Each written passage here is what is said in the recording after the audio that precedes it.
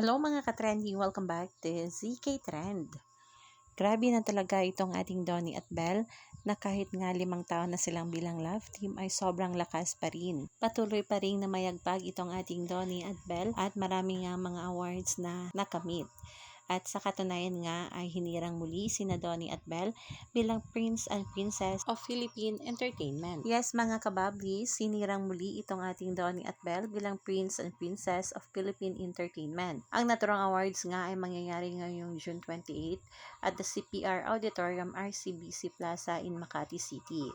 Marami nga ngayong mga bablis ang nag-aabang at sana umano ay dumalo itong ating Donnie at Belle. Sobrang relevant pa rin itong ating Don Belle mga kabula dahil kahit marami ng baguhang love team since 2024 pero sila pa din talaga ang na-recognize. Don Belle officially hold the Prince and Princess of Philippine Entertainment title from both 2024 Guillermo Awards at 53rd Box Office Entertainment Awards. Kaya naman, congratulations Donnie at Belle. More awards pa. At syempre, marami nga mga bablis ang talaga namang proud na proud dito sa ating Donnie at Belle.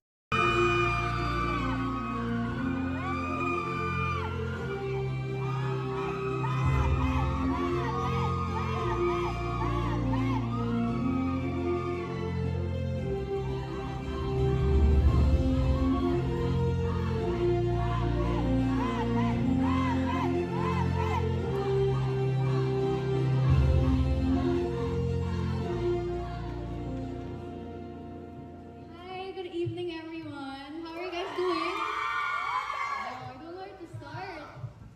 Wow, thank you, Guillermo Mendoza Foundation, for recognizing us and for this recognition. It truly means a lot.